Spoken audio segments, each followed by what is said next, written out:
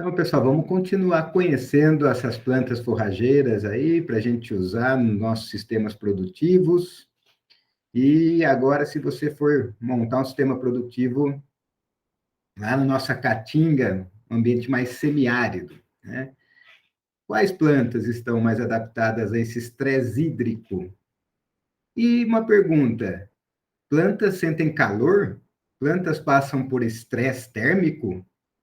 Por calor e por frio? A planta passa calor, sim, ela tem que desenvolver mecanismos também para o estresse térmico.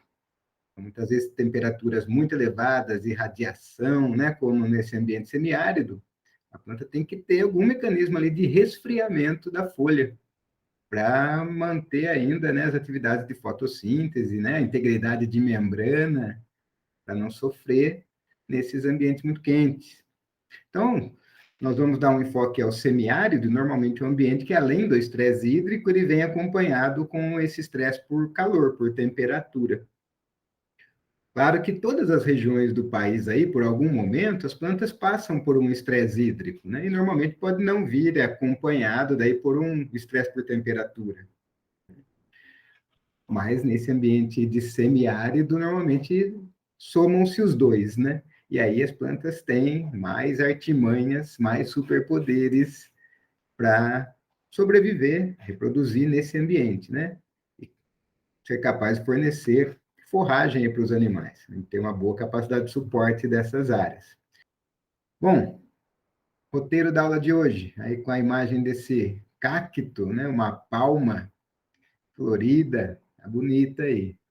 Vamos falar uma introdução a respeito desse ambiente semiárido, depois rever, né? Fazer uma breve revisão aí dos mecanismos de fisiologia do estresse hídrico, né? Na verdade, vamos falar aí sobre a água, lembrar um pouco das características, propriedades da água, né, que estão ligadas a esse transporte, né, de água do solo até a atmosfera, né, as relações de água desses compartimentos solo, planta, atmosfera. E terceiro, colocar uma lista de forrageiras que são adaptadas ao semiárido, né, para vocês conhecerem, para a gente perceber também a diversidade de plantas, né? E, por último, e como exemplo, apresentar a palma forrageira. Vamos conhecer duas espécies, dois gêneros de plantas cactáceas, que são muito utilizadas nos ambientes mais áridos aí do Brasil, né? Por último, as considerações finais. Bora lá, então. Beleza! Vamos conhecer um pouquinho desse semiárido brasileiro. Qual que é o tamanho dele? É uma região que ocupa 10,5% do território nacional, uma área considerável, né? Clima semiárido. Abrange principalmente os estados do Nordeste, exceto parte do Maranhão, que já é mais úmida, mas pega também o norte de Minas Gerais. Nessa região vivem 21 milhões de pessoas e 44% estão na área rural. Isso destoa do restante do país, que nós temos uma menor participação da população na área rural, né? E essa população de 21 milhões de pessoas nessa área gera uma densidade populacional, uma das mais altas de ambientes semiáridos do mundo. Então, veja que é um ecossistema, um ambiente que tem uma importância social grande, né? Boa parte dessas pessoas que vivem nesse ambiente rural aí tem na atividade de criação de animais, né? Bovinos, ovinos e caprinos, a sua subsistência. Esse rebanho, normalmente, ele divide o mesmo espaço. Culturalmente, né, na caatinga se criam esses animais misturados, utilizando a caatinga nativa, né, muitas vezes no período das águas, e depois com suplementação, com outras forrageiras no período da seca, né? E veja, essa área apacenta aí 10% do rebanho bovino, relativamente pouco aí, né? em relação à população de ovinos e caprinos que está lá, né? 90% dos caprinos do Brasil estão nessa região e 60% dos ovinos. Quer dizer, são as espécies animais que mais se adequam a esse ambiente, tanto em relação ao clima, principalmente as forrageiras disponíveis, que estão adequadas aí ao comportamento alimentar, ao hábito alimentar desses pequenos ruminantes, mais selecionadores, né, de concentrado, né, ou seja, de plantas leguminosas, de ramos, mais ramoneadores do que até pastejadores, principalmente os caprinos. Então, como que é esse clima aí? Segundo a classificação climática de Köppen, é um clima do tipo BSH, quente e seco, onde a evapotranspiração ela é maior do que a precipitação. E temperaturas médias anuais acima de 18 graus Celsius, né? No caso aqui da nossa Caatinga, né? Tem uma temperatura aí que varia, em média, de 25 a 29 graus, né? Mas podendo atingir temperaturas bem mais elevadas em suas máximas. A evapotranspiração média é de 2.000 milímetros e a precipitação varia de 250 a 800 milímetros. Então, veja que esse balanço hídrico negativo aí leva à formação de solos também especiais. Ao contrário dos outros biomas, onde a gente tem daí um processo de lixiviação, né, que é a lavagem do solo, né, a lavagem dos nutrientes do solo. A água leva esses nutrientes, né? Ao contrário disso, nesses ambientes mais semiáridos, os nutrientes tendem a subir, né, por capilaridade, no perfil do solo. E isso pode gerar solos até salinos, né, com alta concentração de sais. E então as plantas às vezes têm que também, né, nesses ambientes, ter mais mecanismos para se adaptar ao estresse salino que as raízes vão passar, e que está intimamente ligado também às questões de absorção de água sob estresse hídrico. Então, às vezes, a gente tem solos de boa fertilidade nessas regiões semiáridas, e aí o limitante, claro, é a precipitação, é a água. Então, locais em que é possível fazer irrigação, aí a gente consegue, né? Cultivar plantas que nós já vimos, né? Capim-elefante, enfim, uma multiplicidade maior aí de espécies nesses locais irrigados. E contando aí com áreas que têm uma boa fertilidade natural, devido a essa questão de a evaporação ser maior do que a precipitação. Acontece que essa precipitação, além de ser pouca, ela é bem irregular também. Então, o que amplia o período sem chuva que essas plantas vão ter que sobreviver. Muitas vezes ocorre assim, um evento de chuva, chove metade do que chove na região. E o ambiente também com uma alta intensidade luminosa e muitas horas de luz por dia. Então, assim, potencialmente, né, muito produtivo, desde que seja possível suprir água. Quando não é possível, nós precisamos de plantas adaptadas a essas condições.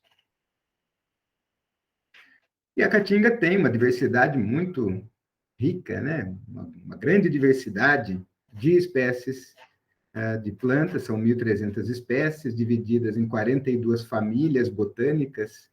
E nesse ecossistema de pastagem, no seu sentido mais amplo, né, é uma pastagem que não predominam gramíneas. Então, não é uma pastagem estrito sensu, né, por definição. Por quê? Porque a maioria das plantas forrageiras são leguminosas, são cactáceas, e existem poucas gramíneas e as nativas normalmente são anuais.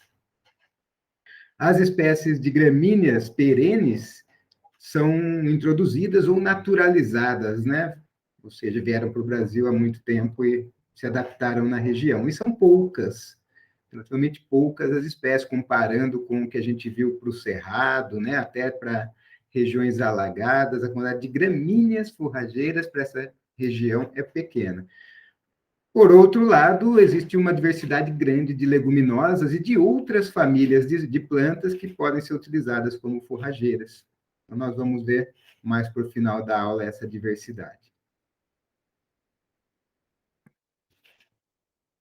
Então, antes, vamos procurar entender um pouco dessas adaptações que as plantas têm para viver nesse ambiente, né? Vamos entender um pouco como que é o movimento da água do solo, né, passando pela planta até a atmosfera, quais as dificuldades geradas pela falta de água no solo para a planta e como que a planta faz para economizar a água ao máximo, né? Como exemplo aí essa cactácea que vai conseguir sobreviver aí onde, né, outras plantas não conseguem. Então, o que que ela tem de diferente? Depois nós vamos ver daí mais em detalhes, né, as palmas forrageiras, né? Vamos lá.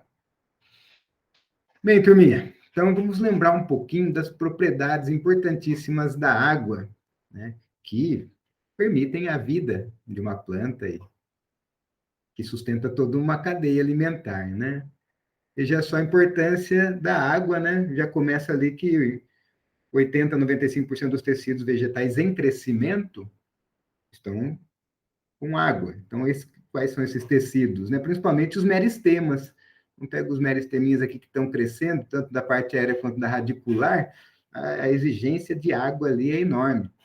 Uma planta bem hidratada, digamos assim, né? E com os estômatos abertos, transpirando, ela pode renovar 100% da sua água em apenas 1 hora, né? Transpirando aí, digamos, a 200 por hora. Então, imagina só quanto de água não movimenta uma pastagem bem densa, ou uma lavoura, né? É muita água que passa por essas plantas, né, vinda do solo para a atmosfera. Bom, então vamos dar atenção agora a essas propriedades da água que estão envolvidas em todo esse processo, desde a absorção, né, da vida da planta, até a perda de água lá para a atmosfera. A primeira propriedade importante da água é a sua polaridade, né? A molécula polar, que essa característica faz com que ela seja um excelente solvente para íons, né? Ou seja, para os nutrientes que estão no solo, ali para o nitrogênio, né? O nitrato, o potássio. Então, a água dissolve esses íons e permite que a planta absorva esses íons, né? Esses nutrientes. E também o solvente de açúcares, de proteínas, né? Moléculas polares também, né? Com seus grupamentos OH e NH2. A água solubiliza para quê? Para translocar esses nutrientes na planta, né? Translocar esses fotossimilados da folha para as raízes, né? Translocar proteínas, aminoácidos, tanto de célula a célula, quanto no transporte à distância. Outra propriedade da água importantíssima e aí bastante envolvida com a questão do estresse térmico é o calor específico e o calor latente de vaporização da água, que são altos, né? Então, um alto calor específico, ou seja, precisa de muita energia para elevar a temperatura da água em uma unidade. Então, quando dá essas ondas de calor que a gente está passando, a água na planta serve como um tamponante da temperatura, né? Quanto mais água ela tiver, mais energia vai precisar para aquecer essa água e elevar efetivamente a temperatura da folha, né? Então, uma folha bem hidratada, ela tem esse poder tampão em relação a não se aquecer. Bom, calor latente de vaporização. O que é isso daí da água, essa propriedade da água, né? É a energia necessária para separar uma molécula de água da fase líquida para a fase gasosa. Precisa de bastante energia para que isso aconteça. E quando essa água, então, passa da fase líquida para a gasosa, ela leva a energia, né, e deixa a célula mais fresquinha. Então, é o ventilador da célula da folha. Essa perda de água por transpiração, por evaporação. Quando a planta, então, está evaporando água, ela está se resfriando. E ela consegue manter, então, a célula dela mais fria do que o ambiente. em ambientes quentes. Propriedade de coesão da água. O que é propriedade de coesão? É a atração mútua entre as moléculas de água, essas moléculas polares, fazendo as ligações de hidrogênio ali, essa força de atração mútua. E a propriedade de adesão é a atração que a água tem, as moléculas de água têm, por superfícies sólidas. Então, as propriedades de coesão e de adesão, né, é que faz com que a água aí suba pelas paredes, não sobe? Por isso que na casa da gente, às vezes, passa uns impermeabilizantes, tal, porque senão a água, a parede puxa a umidade, né? E essa água sobe. Por que isso acontece? Porque essas propriedades de coesão da água, elas fazem com que a água tenha uma tensão superficial. Ou seja, vamos usar essa gota aí como exemplo, né? Que exatamente é essa tensão superficial que faz com que a água forme gota, que faz com que a gente consiga encher um copo além da borda. Já fizeram isso? É a tensão superficial da água. O que acontece?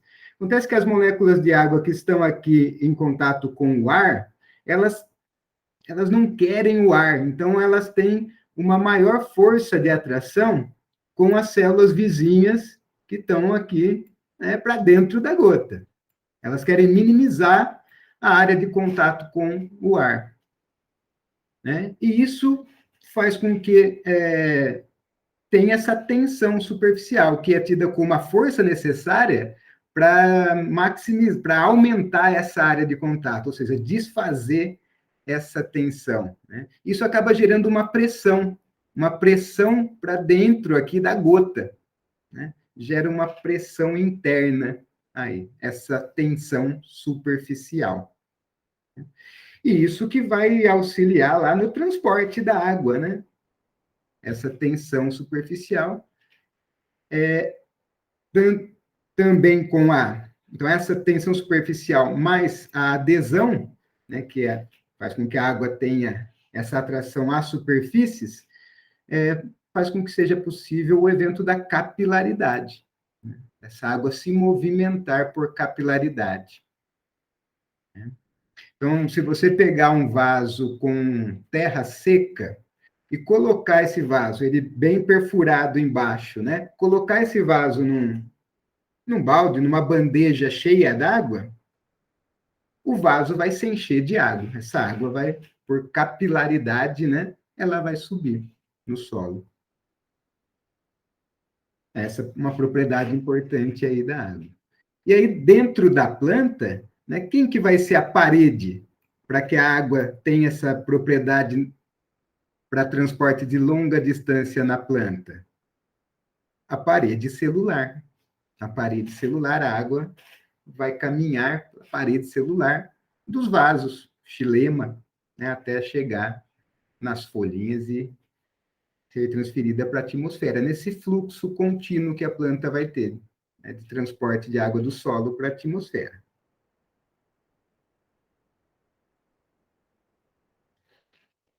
Beleza? Vamos lá, vamos falar mais um pouquinho disso, né? Os mecanismos e forças propulsoras que governam o transporte passivo de água. Porque já pararam para pensar nisso daí? É físico, né? O transporte da água, né, pela planta. Não tem nenhuma bomba metabólica para ficar, né, fazendo com que a planta consiga absorver água e movimentar essa água pelo xilema até alcançar as folhas. Né?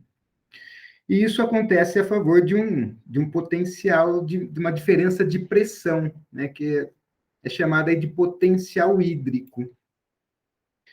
Então, ó, o baixo potencial hídrico na raiz da planta provoca a entrada de água do solo, né, que vai se deslocar por osmose até o xilema. Então, quer dizer, o potencial hídrico da raiz tem que ser menor do que o potencial hídrico do solo, para a planta conseguir absorver a água.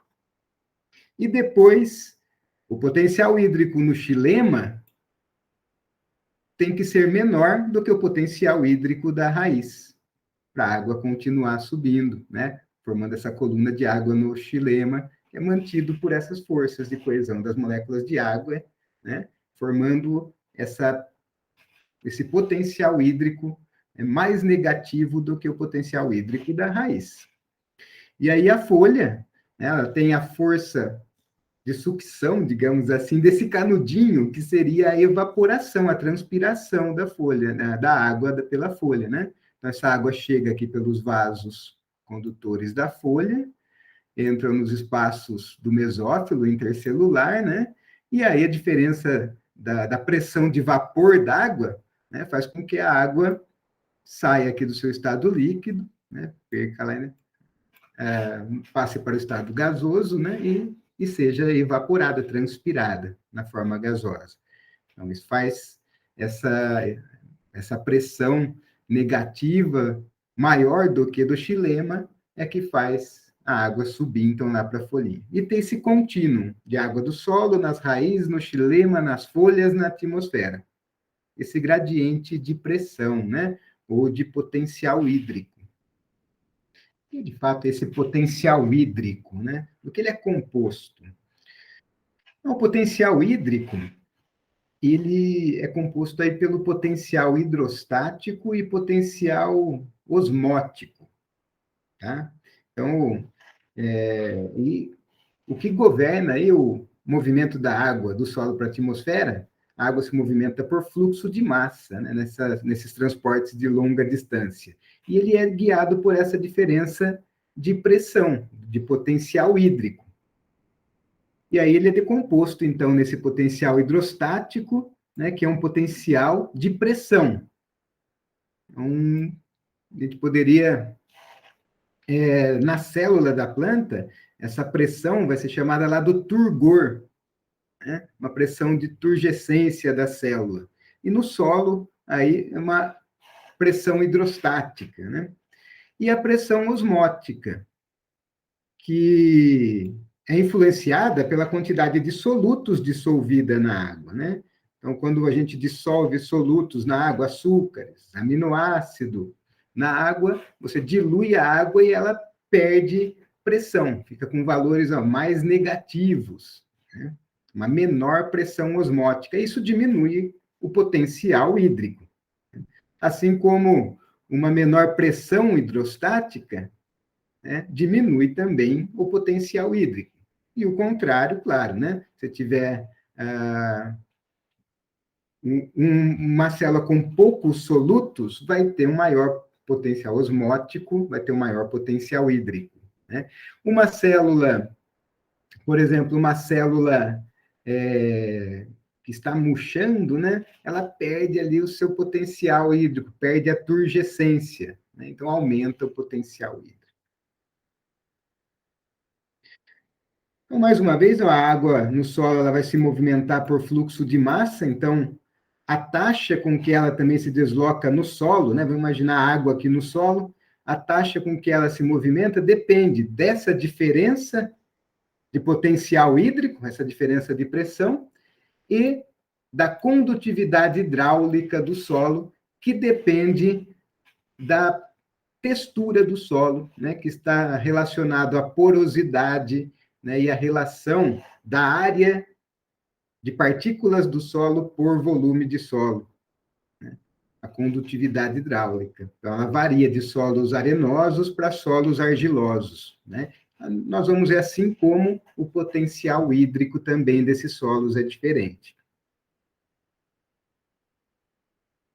Então, vamos dar mais uma examinadinha. O que está acontecendo aqui nessa figura? Vamos imaginar aqui um solo que está aqui mais profundo, ó, né? Então, esse solo mais profundo, ele está aqui com um potencial hídrico quase zero, menos 0,04.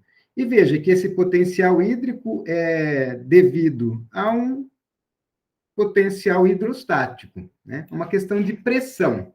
Porque o soluto, na verdade, no solo, a quantidade de íons que tem ali no solo, né? Tamanho que é o compartimento solo, está cheio d'água ali, está muito diluído. então não tem um potencial osmótico alto, né, no solo, compondo esse potencial hídrico. Aqui é desprezável até nessa camada de solo aqui. Né? E aí a gente teria ainda um componente aqui da gravidade, que nós vamos ignorar esse componente gravidade, e nós estamos trabalhando aí só com plantas herbáceas, né? E aí vamos ignorar esse fator da gravidade para a gente entender mais simplificadamente o potencial hídrico. Então, quando a gente tem aqui agora um solo que está do ladinho da radícula, o solo que está exatamente ali do lado da radícula, qual que é o potencial hídrico dele? Olha, já é maior, né? O solo adjunto, do ladinho da raiz aí, tem um potencial hídrico de menos 0,4. Então, a água do solo mais profundo consegue se movimentar, né, para essa camada de solo mais raso, quando a água do solo mais rasa ou evapora do solo ou é absorvida pela planta, né? E isso foi devido a quê? A um potencial de pressão, né? Um potencial hidrostático aí maior, mais negativo, né? Desculpa, menor, né? Menor, mais negativo. Certo? E aqui na célula da raiz, aí estamos no pelo radicular aqui, esse pelo radicular tem que absorver essa água que está aqui. Então, ela tem que ter, veja, um potencial hídrico menor do que o potencial hídrico do solo, imediatamente do lado ali da célula do pelo radicular. E veja que como que a célula da raiz consegue fazer isso, uma vez que ela está túrgida, e aí ela tem um alto potencial hídrico, ó, 0,5, que está com pressão na célula da raiz ali. Então, ela tem que encher as células dela de solutos para diminuir a pressão osmótica e, com isso, diminuir o potencial hídrico abaixo do potencial hídrico do solo. Né? E aí consegue a água caminhar em direção à célula da raiz. Aí, para essa água na célula da raiz atingir o xilema tem que ter um potencial hídrico ainda menor do que as células lá do xilema, do que o xilema, né? E aí vem a redução do potencial hidrostático dessas células do xilema. Principalmente a região da parede celular, ali é formada uma pressão negativa que baixa, então, a pressão, né, o potencial hídrico dessa região celular, desses tecidos, né, e também um pouco aqui de pressão osmótico negativo, devido a solutos, ela consegue o potencial hídrico menor nas células do xilema do que na célula da raiz. Opa, aí a água, né, e os nutrientes dissolvidos vão conseguir subir pelo xilema. E para atingirem as células da folha, as células lá do mesófilo, né? E aqui, olha, ele está colocando o gravitacional aqui, né, porque está caracterizando, né, a 100 centímetros do solo, né? Vamos ignorar, né? Veja que é bem pouco, tem uma pouca participação aí, né, no total, né? Então, ó, potencial hídrico da folha ligeiramente menor do que o do xilema. Tá? E a folha, para a folha estar crescendo, para a planta estar crescendo, fazendo fotossíntese, a célula lá da folhinha, ela tem que estar túrgida, né? Tem que estar cheinha d'água. Então, vejam que tem uma pressão hidrostática positiva. Então, a planta tem que encher essas células de soluto para derrubar o, né, potencial osmótico da célula, reduzindo, então, o potencial hídrico, e aí conseguir que essa água chegue lá na folhinha. Tá? Certo? E aí no ar, né, o potencial hídrico do ar bastante negativo e com condições favoráveis aí, né, de temperatura, de velocidade do vento, daí essa água vai ser transpirada da folha e se estabelece então esse contínuo da água do solo para as raízes, xilema, folha, atmosfera. Certo?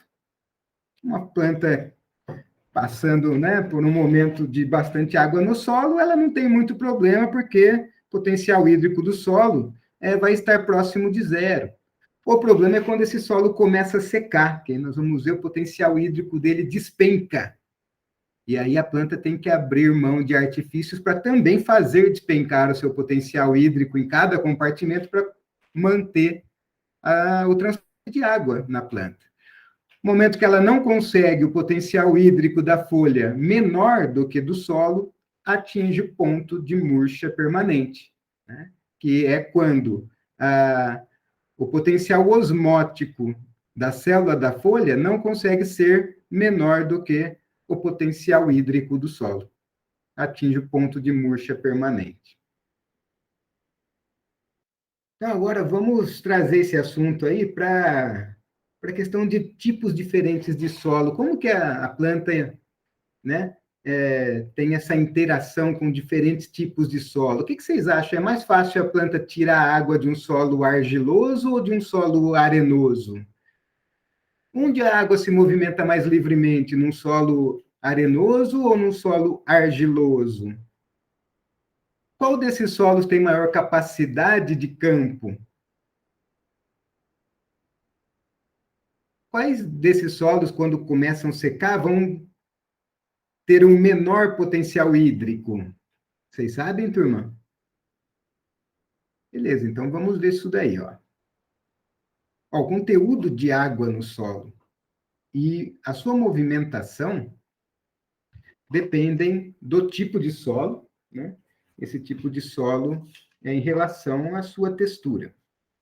E aí lembramos, né, que as partículas do solo são divididas conforme sua granulometria. Em argila, são as menores, partículas bem, diâmetro bem pequenininho. Silt, intermediária e areia, né? Areia fina, areia grossa, são partículas maiores. E aí, a proporção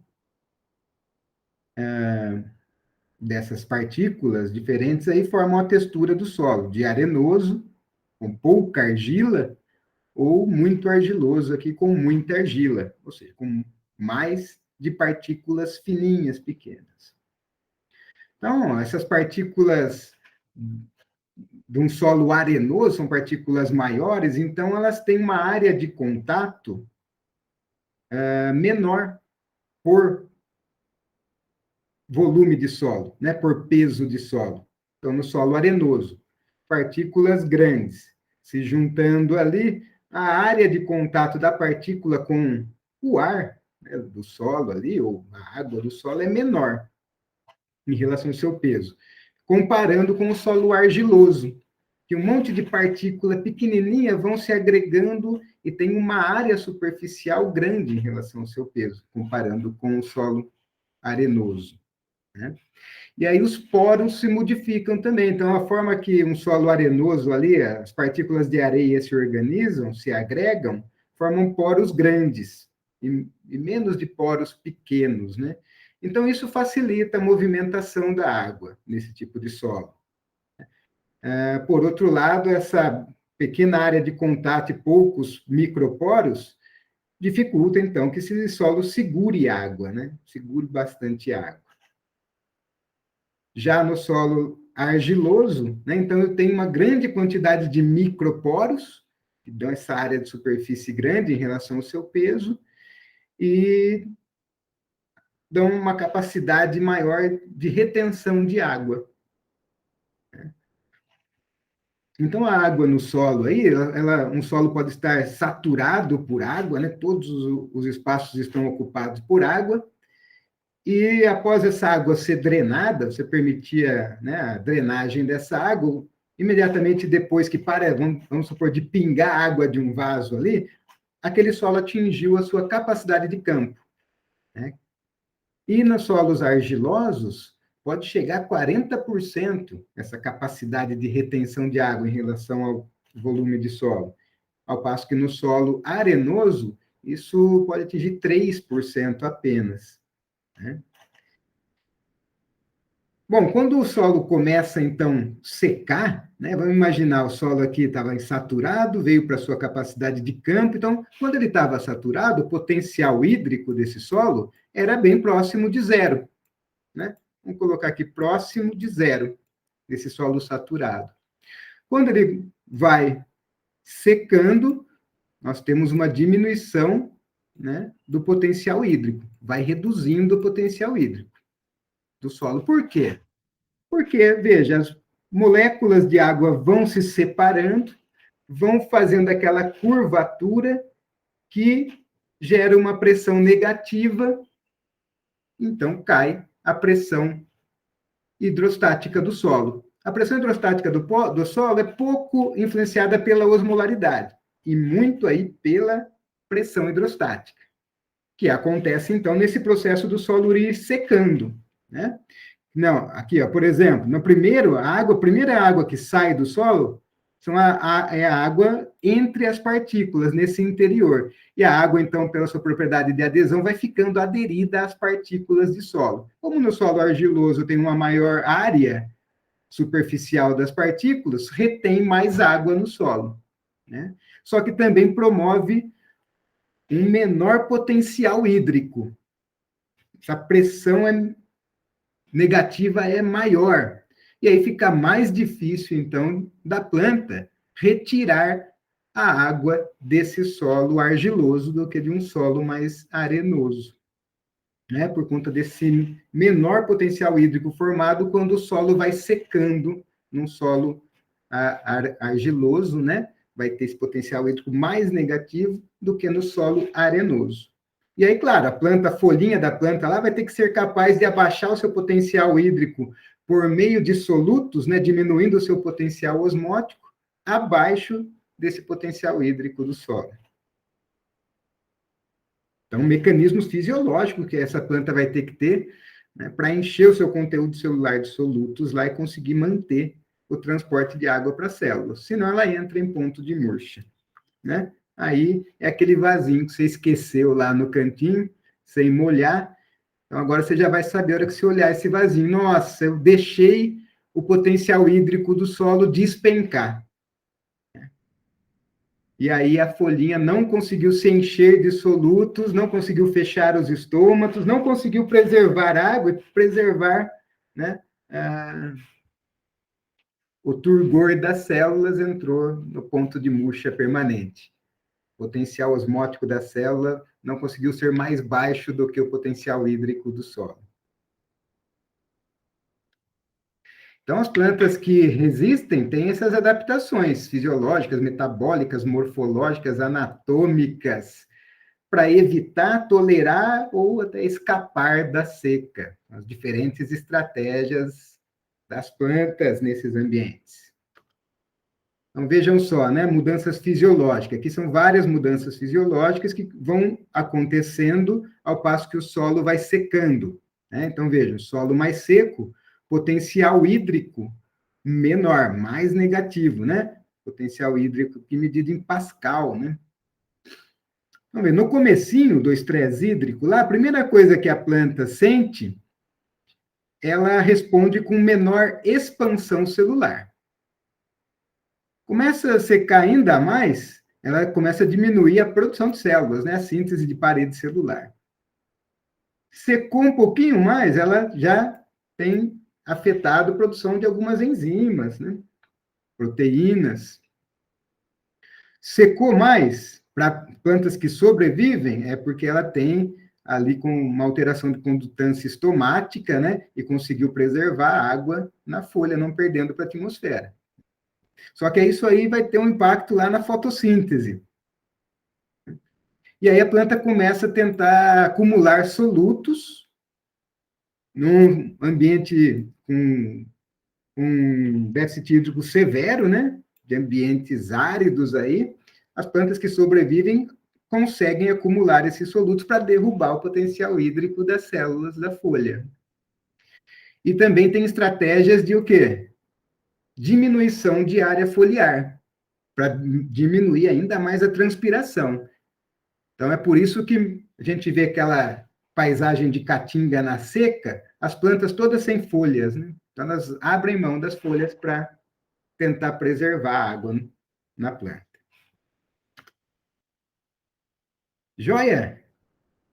Bom, então, todo momento que as nossas pastagens, as plantas forrageiras começam a passar por um déficit hídrico, a gente já começa a ter prejudicado a produtividade, né, de forragem. Por quê? Porque imediatamente já quando a célula que estava bem túrgida, assim, né? Estava fazendo aqui o vacúolo da célula, a célula uma pressão danada na parede celular. Enquanto tudo isso estava assim, belezinha, a planta vai, ó, produzindo área foliar, produzindo folha, alongando folha, porque ela entende que está tudo bem no solo. É porque ela está aqui com um potencial hídrico não tão baixo e a água está chegando, é porque o potencial hídrico do solo tá alto, né? Está próximo de zero e está fácil tirar a água do solo. Quando o vacúolo já não consegue pressionar a parede celular, então diminui o turgor, a planta já fala, parou, para de alongar a folha, porque o solo está secando. Então, vamos diminuir a área foliar para transpirar, para preservar a água no solo. Beleza? Isso na prática, o que é? Você percebe que não aparece mais folhinha, estava vindo rápido, as folhas estão mais curtas. É isso que a gente vê na prática. Bom, então veja, ó, que a expansão foliar aqui está aumentando o déficit hídrico, né? Veja que o potencial hídrico está ficando mais negativo. Então, a primeira coisa que sente despenca é a expansão foliar, resultado de uma menor expansão celular. Né? E só depois que a fotossíntese vai ser ainda afetada, né? Vai diminuir as taxas fotossintéticas. Então, veja que isso é para quê? Para que sobre, para sobrar mais energia, né? Então, por quê? Porque diminuiu a respiração foliar, porque é uma folha menor, diminuiu a demanda de ATP ali para elongar essa folha, e a fotossíntese ainda não parou. Então, ela está acumulando fotoassimilados carboidratos. Então, tem uma sobra aí. E aí a planta vai ver o que ela vai fazer com essa sobra, né? Para combater esse déficit hídrico aí. Depois, já que, né, num déficit hídrico mais acentuado, né, aí já começa a faltar água mesmo lá no mesófilo, e aí falta o elétron para a cadeia transportadora de elétrons, né, e fazer a fotossíntese. Né? Mas no início ainda a fotossíntese ocorre, né? E ela vai parar ainda primeiro quando falta CO2, né? Porque aí a planta em algum momento aqui vai fechar o estômago para parar de transpirar, porque para de entrar CO2 também, e principalmente naquelas plantas C3, né? E começam a fotorrespirar, fazer a fotorrespiração, por déficit hídrico aí. Então, veja que o estômago tem um papel fundamental, né? A capacidade de controlar a abertura do estômago é fundamental para a sobrevivência das plantas nesse ambiente. Porque é esse impasse. Ela tem que transpirar para absorver água e para reduzir a temperatura da célula. Mas daí ela quer fechar o estômago. Mas se ela fecha o estômago, não entra CO2 para fazer a fotossíntese. Que dilema, né? Então, as plantas mais adaptadas, elas mexem na densidade de estômago, diminuem a quantidade de estômago, né? Para evitar essa perda de água. Tem um controle mais refinado desse estômago para o poro estomatal aqui se abrir pouquinho, né? Conseguir captar esse CO2 e evitar o máximo de perda de água. Existe em plantas uma comunicação mais refinada entre as raízes e os estômatos. Então, a raiz começou a sentir ali, já que vai secar, ela já avisa o estômato, e os estômatos já começam a controlar melhor a abertura, a se fechar. E chega no extremo, né, do metabolismo ácido das crassuláceas, o metabolismo CAM, né, que nós vamos destacar aqui na aula de hoje, porque vamos falar da palma forrageira, de uma cactácea, né, que tem esse tipo de metabolismo fotossintético, para economizar ao máximo água nesse ambiente desértico, né? Então, como que essas plantas fazem para evitar essa perda de água? Elas simplesmente fecham os estômatos durante o dia. Simplesmente fecham os estômatos durante todo o dia. Uai, mas daí como que faz a fotossíntese se não vai entrar CO2? Elas têm um mecanismo de, no período noturno, fixar CO2. Então, de noite, essas plantas abrem os estômatos. Então, de noite, elas abrem os estômatos e entra CO2 com baixa perda de água.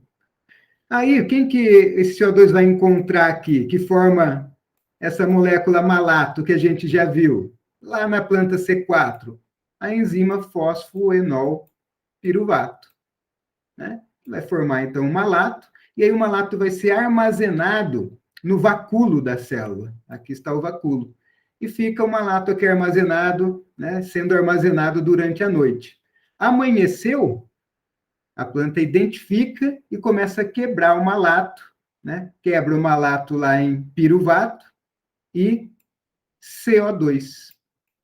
E aí o CO2 aqui, para abastecer a fotossíntese durante o dia, com a maior economia de água que as plantas conseguem fazer. Ok, como que as raízes e a parte aérea, como que essa relação se comporta durante o estresse hídrico? Então, aquela coisa, né? Enquanto a planta está percebendo, a parte aérea está percebendo que as raízes está tudo legal, a parte aérea continuará crescendo, até que a absorção de água pelas raízes seja limitante. Nesse momento, ela já começa, opa, vamos ver o que vamos fazer. Então, como a fotossíntese é menos afetada do que a expansão celular, eu já comentei, sobra açúcar. E aí, para quem? Para os drenos. Para os drenos. Numa planta em crescimento vegetativo, o principal dreno aí que ela vai priorizar vão ser as raízes, né? E aí ela começa a produzir raízes em profundidade, então o meristema apical da raiz vai crescendo em profundidade para encontrar água, né? Então, até as raízes superficiais, que era um ambiente que estava rico em água e agora não tem mais, que secou primeiro, muitas vezes morrem, e a planta começa a priorizar o crescimento de raiz em profundidade. As plantas mais adaptadas fazem isso. Agora, se a planta está no enchimento de grãos, quando vem a seca, aí dá uma disputa, né? Por esse carboidrato aí que sobrou. Então, nesse momento, quando a planta recebe a seca, né? Quando a planta passa por um estresse hídrico, nesse momento, ela sofre mais, no momento de enchimento de grãos, porque aí tem que dividir e acaba as raízes não conseguindo crescer tanto em profundidade, explorar mais o solo, absorver água. É por isso que tem essas diferenças, né? Igual que tem para geada, né? O momento em que a planta sofre uma geada também é diferente. O efeito que a geada vai causar na seca é semelhante. O momento do ciclo de vida dela que ela recebe a seca, né, também tem efeitos diferentes da seca. Outra habilidade que as plantas, então, têm que ter o ajuste osmótico, né? Ou seja, manter o turgor da célula aumenta a resistência dessa planta seca, porque ela consegue baixar o potencial hídrico dela, né, e continuar a absorver, né, a chegar água até as células da folha, mesmo quando o potencial hídrico do solo está caindo, certo? Então, como que a planta faz isso? As que conseguem resistir mais aí nesses ambientes, elas mandam solutos para dentro do vacúolo, para dentro da célula, né, para diminuir lá a osmolaridade e o potencial hídrico. E essas plantas fazem isso com prolina, um aminoácido. Então, assim, os pesquisadores encontraram essa correlação. Plantas que produzem bastante prolina nessa situação de déficit hídrico resistem mais à seca, porque são capazes de fazer, né, o ajuste osmótico, diminuindo o potencial hídrico dessas células, abaixo do potencial hídrico do xilema, e o xilema abaixo das raízes, e as raízes abaixo do potencial hídrico do solo. Situações mais extremas, né? A planta fala, opa, se eu continuar com esse bando de folha aqui transpirando, eu morro. E ela abre mão das folhas. Isso é modulado pelo acúmulo do hormônio gasoso etileno na planta, que provoca a abscisão das folhas e a queda das folhas, então, como está demonstrado aqui na imagem, né? Estresse rigoroso, a planta abriu mão das folhas. Para preservar a água no solo, né? E se manter viva por mais tempo. Então, vamos lá para dar uma olhadinha na morfologia, até na anatomia das plantas relacionadas a essa maior tolerância ao déficit hídrico. Então, as plantas, opa, aqui está errado, são cutícula, né? Desculpa, cutícula e ceras que a gente vai ver aí. Então, o que é a cutícula? É uma camada lipídica que recobre a superfície celular. O principal componente é a cutina, um polímero insolúvel de ácidos graxos. Onde que está a cutina aqui, ó? Ou a cutícula, né? A cutícula está aqui, essa parte verde desse desenho aqui. Tá? As células da epiderme estão aqui, né? Aqui está a parede celular de uma célula da epiderme, aqui de outra, tá? Aqui é o cimentinho, né? E a célula está aqui. Beleza? Então, acima da célula da epiderme, a camada cuticular. Qual a função dela? Controlar a perda de água, está envolvido nas trocas gasosas, evita a lixiviação dos nutrientes das células, né, da folha, protege a planta contra a radiação, contra aquecimento, quer dizer, depende da composição da cutícula e da cera, ela tem mais brilhosidade, por exemplo, para refletir e não se aquecer, né? Proteção contra lesões. Nesses ambientes áridos, vocês viram, né, na imagem inicial, né, uma área com uma menor densidade de plantas e maior solo descoberto. Venta muito nesses ambientes. E aí aquela areia batendo nas folhas, se elas não tivessem essas adaptações, iam fazer ali lesões na cutícula da planta e abrir para a entrada de micro-organismos, insetos, né? E a cera folicular epicular que vem acima da cutina aqui, né? Acima da cutícula, essa região aqui, a região da cera epicular. Essa cera é uma mistura de alcanos, álcoois, ésteres, cetonas, é uma impressão digital das plantas.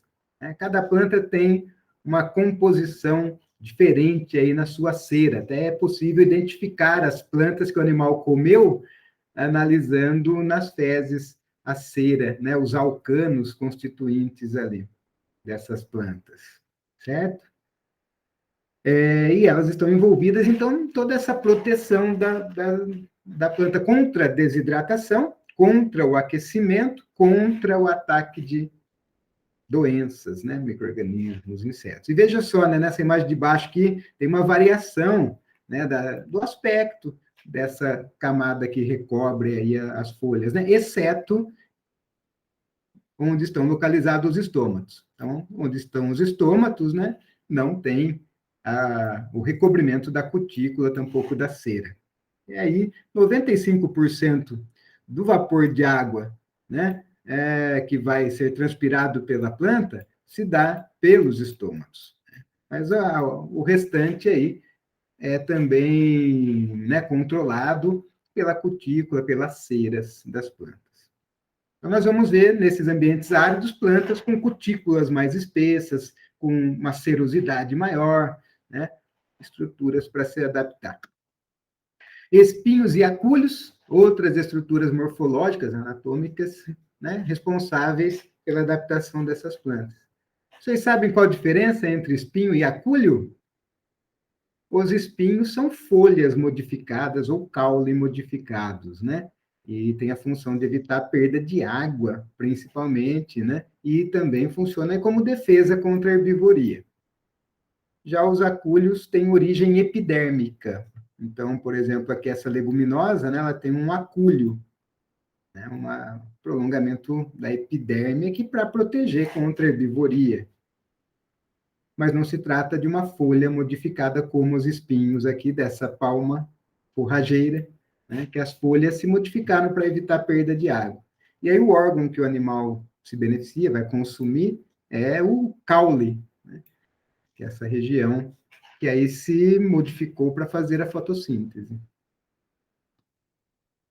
E tem também os pelos, né? Os pelos ou os tricomas, que se acredita terem funções também nesses ambientes áridos. Existem diferentes tipos de pelos ou de tricomas, né? E aí se relacionam com sua função. Existem tricomas, inclusive glandulares, injetam uma substância e tal, né? E outros tricomas são mais macios, têm outras funções. Então, veja só, né? Aqui esses tricomas, né? Aqui o estômato, né? Olha um tricominho aqui com a pontinha curva. Então, dependendo da densidade desses tricomas, né, da sua textura, da sua composição, você tem uma textura ali das folhas, dos caules, das bainhas, né, que tem esses pelos. E acredita-se, então, que com esses pelos nas folhas, as plantas poderiam favorecer a formação de orvalho nesses ambientes, né, de noite, aí, se hidratando com essa água do orvalho.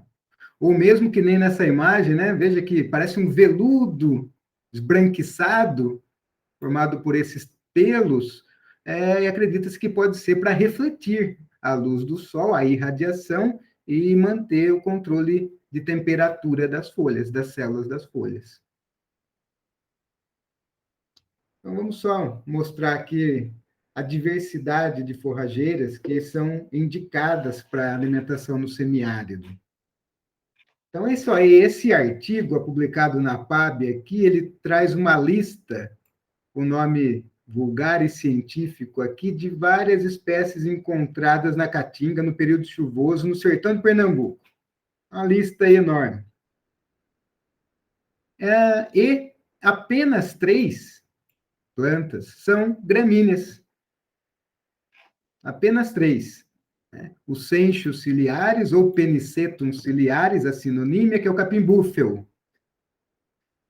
Bastante adaptado e muito utilizado no semiárido nosso. O capim rosado, Rinkelitrum repens, esse eu não conheço. E Urocloa moçambicensis, é uma braquiária. Né? Capim urocloa ou capim corrente. Capim búfalo e capim corrente são os 2 mais conhecidos e utilizados no semiárido. E, então, só o que eu quero destacar é o que eu iniciei a aula dizendo, né, que é um ambiente onde as gramíneas não dominam, e sim outras famílias de plantas, principalmente de leguminosas e cactáceas. Vamos só dar uma olhadinha rápida, né, nesse manual aqui da Embrapa, que traz essas plantas, só para ver se a gente conhece alguma pelo nome ou pela imagem.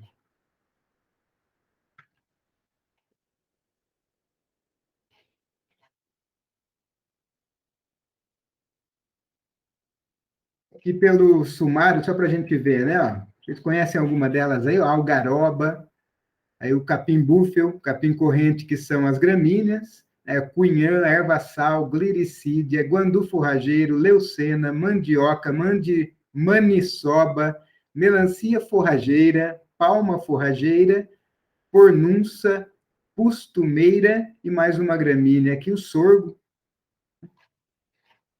Essas são as forrageiras indicadas por esse boletim da Embrapa. Né? Então, temos a algaroba, né? Uma árvore, uma leguminosa. Capim-búfalo, né? Que é esse capim mais utilizado, e vai ficar de lição de casa para vocês. Eu vou passar um documento da Embrapa para vocês conhecerem melhor esse capim.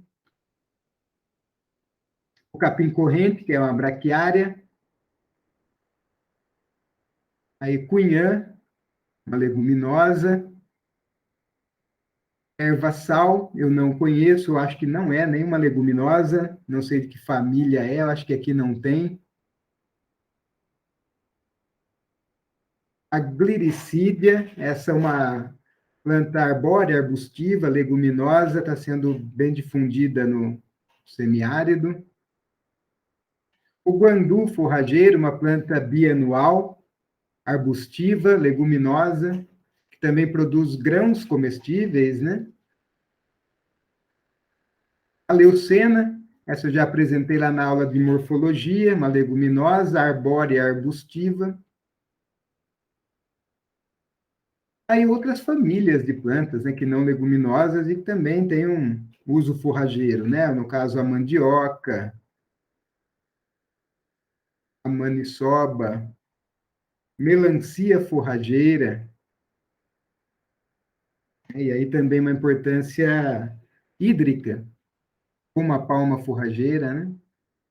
Que é a próxima, que é a palma forrageira, nós vamos ver em mais detalhes daqui a pouco.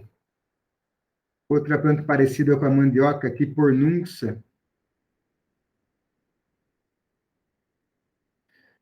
Costumeira, parece uma planta de crescimento volúvel, né? Trepador.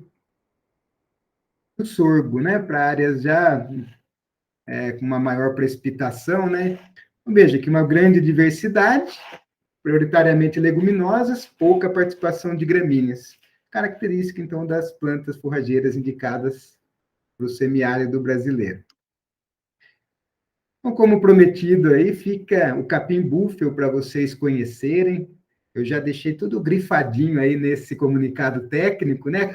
A resposta daquelas perguntas que a gente está acostumado a fazer. Qual a sua origem, qual o seu nome, qual o seu nome comum, quais são as adaptações ecológicas em termos de solo, de clima, como você se estabelece, quanto produz, tem alguma praga ou doença que é susceptível, resistente, qual o valor nutritivo, tem alguma substância tóxica, qual o desempenho que os animais conseguem ter e qual a produtividade animal por hectare, né? Basicamente isso que a gente vem vendo, além dos cultivares aí de cada espécie, né? Então, convido vocês a conhecerem depois o capim-búfio e vamos ver agora, vamos conhecer juntos a palma forrageira. Bora lá! Conhecer essa palma, de onde que ela é? Originária do México, centro de diversificação, e amplamente distribuída no mundo atualmente, né? América do Sul, África e Europa. No Brasil, a sua introdução ocorreu no século XVIII, mas não foi para ser forrageira, não. Foi para produzir corante para a indústria têxtil, inovar e produzir tecidos coloridos. Então, ela era utilizada, a palma forrageira, como alimento para cochonilhas, os insetos, né, da espécie Dactylopilus coccus, né, que produz um corante carmim, chamado, né, de coloração vermelha. E a gente identifica lá as cochonilhas do carmim, né, quando atacam a palma, espremendo elas, e aí sai ali uma coloração avermelhada. E somente depois, no século XX, que foi utilizada como planta ornamental e forrageira, que se intensificou o uso depois de uma seca severa, prolongada no Nordeste na década de 90, e as instituições de pesquisa, de extensão, começaram a divulgar o uso da palma como recurso forrageiro. E aí pegou o apelido aí da palma forrageira. A área de cultivo no Brasil hoje é superior a 500 mil hectares, predominantemente no Nordeste. O que permite, então, a palma resistir a esse déficit hídrico? Nós vimos lá, ela pode resistir até regiões que chovem, nós vamos ver, né? Ela pode resistir até em regiões que chovem aí 200, 250 milímetros somente. Ela tem uma cutícula impermeável, menor número de estômatos, o metabolismo fotossintético CAM, que a gente já falou, né, que consegue, então, economizar água 10 vezes, né, mais do que uma planta C3. A cutícula impermeável garante a manutenção do equilíbrio hídrico, retendo a água, né, no interior da planta, dos cladódios, que são os caules dessa planta, né? E ela consegue, então, manter ali o turgor dessas células, essas células repletas de água. E ainda protege a planta, essa cutícula impermeável, né, contra o ataque de insetos, micro-organismos. Além disso, reflete a luz, reduzindo a temperatura interna e regulando a entrada e saída de oxigênio e gás carbônico. Né? Então, a função aí dessas trocas térmicas e gasosas por essa cutícula da palma forrageira. Então, é considerado uma das melhores opções para a produção de forragem em sistemas de sequeiro, também podem ser utilizadas em sistemas irrigados, e aí com capacidade de produzir altas, né, produções de biomassa de forragem. E uma cultura estável, né, ao longo do tempo, uma cultura perene, e com capacidade, então, de armazenamento de forragem, né, mesmo na época seca, aí, tanto forragem quanto água no campo, né, armazenar isso no campo. Quem mais sabe aí de palma forrageira no Brasil? As instituições de pesquisa do estado do Pernambuco, que são líderes, então, na produção de conhecimento sobre essas espécies. Em relação à ecologia da espécie, né, da palma forrageira, qual o clima elas preferem? Qual solo elas preferem? Então, veja que apesar de ser uma planta para o semiárido, mas ela tem um zoneamento agrícola, né? Nós vamos ver, tem condições climáticas que desfavorecem o cultivo da palma, mesmo no semiárido. Vamos lá, vamos por partes. Temperatura, né? Temperatura variando aí de 28 a 31 graus, né? De máxima, a palma forrageira aguenta bem, né? Temperaturas médias aí oscilando de 16 a 25. Precipitação, locais com variação de 368 a 812, né? Digamos aí 350 a 800 milímetros por ano, né? Embora possa ser cultivada com menos precipitação do que isso. O crescimento da palma é favorecido em maiores altitudes. Por que maiores altitudes? Ué, porque maiores altitudes, normalmente nós temos menor temperatura noturna e maior umidade relativa do ar nesse período noturno. E lembra, é de noite que ela vai abrir os estômatos para captar o CO2 e ficar exposta à desidratação. Tá? Então, as espécies aí do gênero Opuntia não se adaptam bem a regiões de baixa altitude, ou seja, regiões que vão ter as noites quentes e menos úmidas.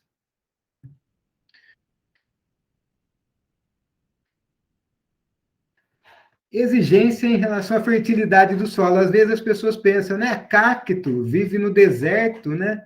Deve ser uma boa planta para áreas de baixíssima fertilidade. Não, não, não, não. Não. Os cactos, aí, as palmas, são relativamente exigentes quanto à fertilidade química do solo, né? Elas vão vegetar bem em solos desde arenosos a argilosos, né? Ou mistos, preferencialmente, desde que com uma boa fertilidade do solo. Interessante que a palma forrageira, a gente pode imaginar também que ela desenvolve um sistema radicular profundo, tal. Não. A palma tem um sistema radicular extremamente eficiente na absorção de água, porém superficial, que é possível, inclusive, né, se beneficiar ali de uma água de um orvalho mais intenso, né, do período noturno.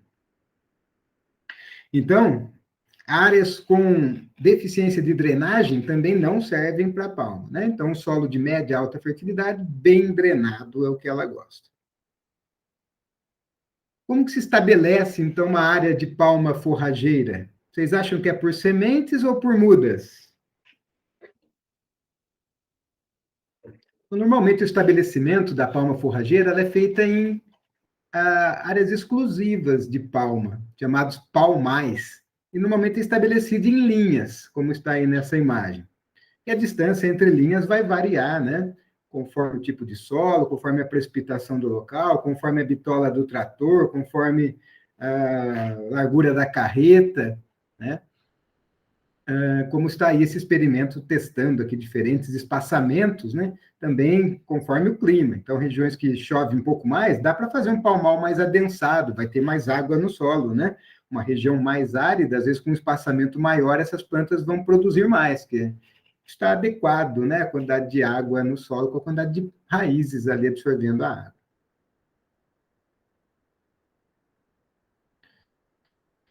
O período de estabelecimento é grande, ou seja, o estabelecimento do palmal é lento. Então, vai ser possível fazer um primeiro corte no palmal aí, normalmente com 2 anos só. Então, a turma utiliza as entrelinhas do palmal para aproveitar, né, e cultivar culturas temporárias, aí, anuais, né, como sorgo, feijão, e aproveitar, produzir forragem nesse período de estabelecimento do palmal, né, aqui com feijão nessa foto de baixo. E o plantio é realizado via vegetativa, uma propagação clonal, por meio dos cladódios, né, ou raquetes, como são conhecidas o caule da palma forrageira. E aí se coloca, né, verticalmente essas raquetes no sulco ou no sulco ou nas covas de plantio, né? E aí essas raquetes para o plantio, que vêm de um viveiro, elas devem ser grandes, sadias, sem nenhum pontinho de mancha, né? E que estejam prontas para emitir brotos, né? E aí o estabelecimento ser mais rápido. Então, raquetes de palmais aí de 2 a 3 anos de idade são as mais adequadas. O plantio deve ocorrer pelo menos um mês antes do início da estação chuvosa. Isso para evitar o apodrecimento das raquetes pelo contato com o solo úmido.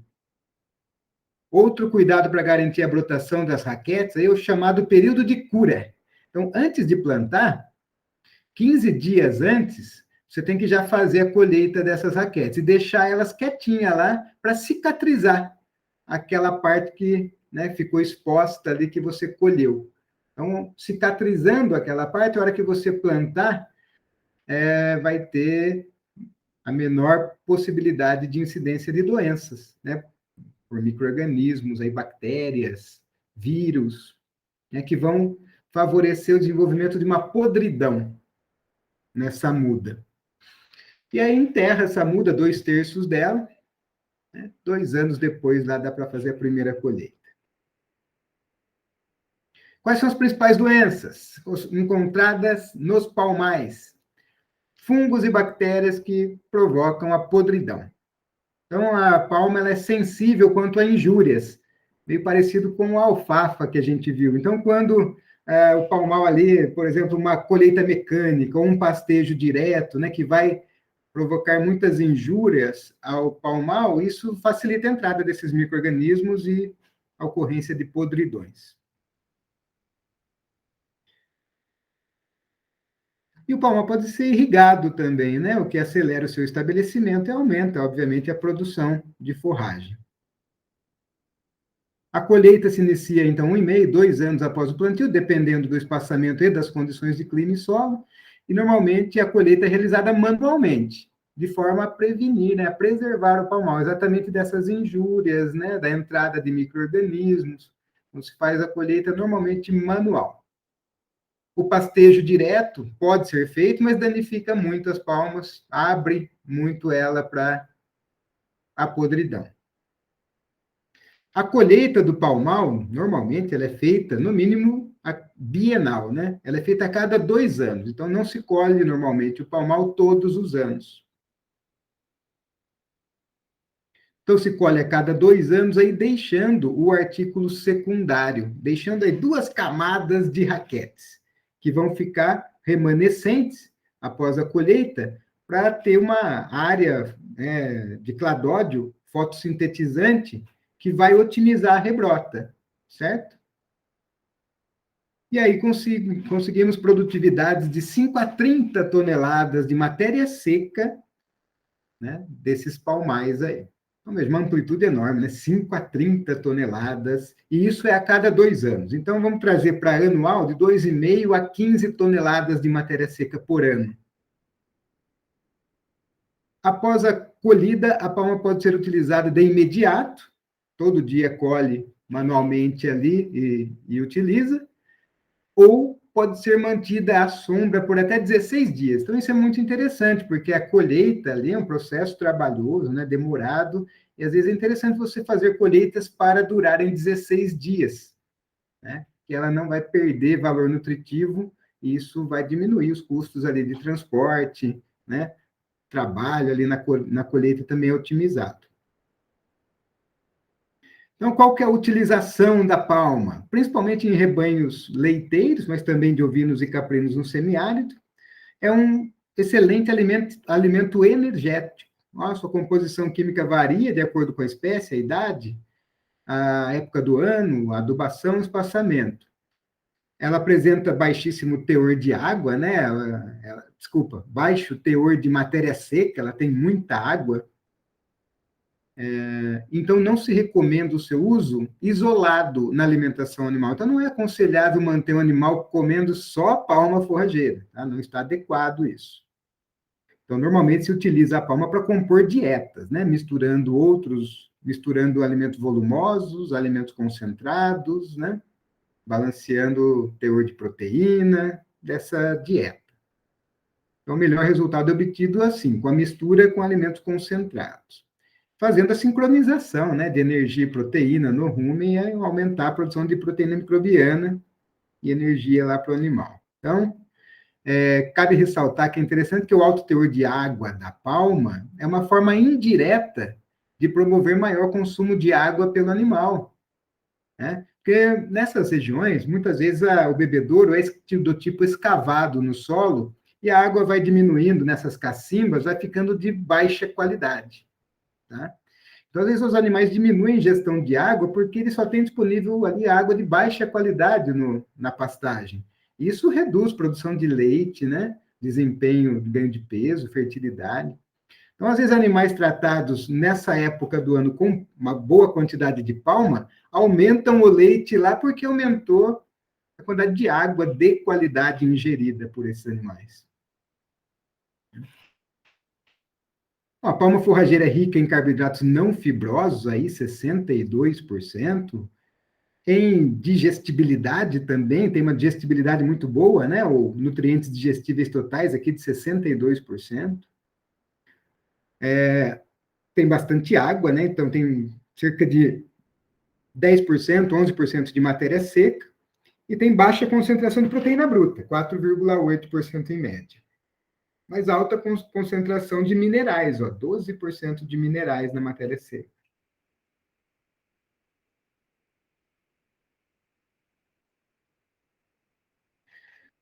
Bom, então, ó, outra coisa, não se recomenda a substituição total dos volumosos por palma, tá? Porque, assim, a palma, às vezes, apesar de ser, às vezes, considerada um volumoso, ela não se enquadra bem na classificação de volumoso, né? Por quê? Porque a maioria dos volumosos tem uma concentração de matéria seca bem maior, né? Na silagem mesmo é de 30%, né? Concentração de matéria seca. Aqui a gente está falando de concentração de matéria seca de 10% e sem uma alta concentração de fibra.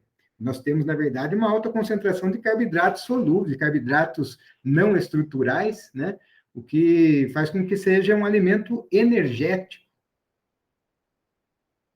Então, quer dizer, eu preciso de uma fonte de volumoso com uma fibra mais efetiva, né, para promover a ruminação, a saúde ruminal. A palma também, né, ela pode, além de ser fornecida verde, úmida no coxo, ela pode também ser seca, né, e triturada, feito um farelo, né, de palma.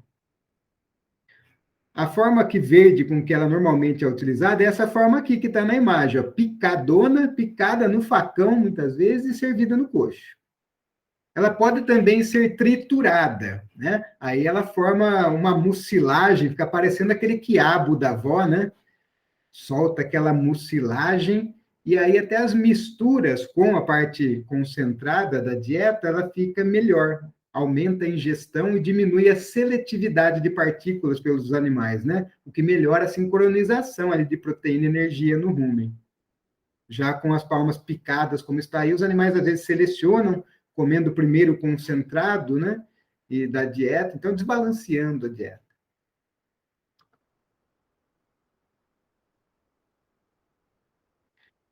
Outros usos, além do forrageiro, a palma ela produz frutos comestíveis, né? Então tem o figo da Índia, tem a pitaia, são famosos aí, né? E tem valor comercial, pode ser utilizado também, né?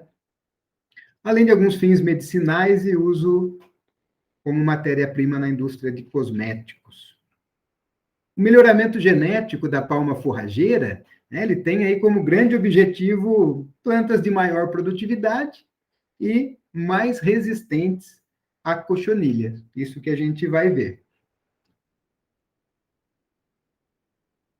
Então, ó, além do aumento da produtividade, melhoramento genético de palma possui outro desafio, desenvolvimento de plantas resistentes à cochonilha.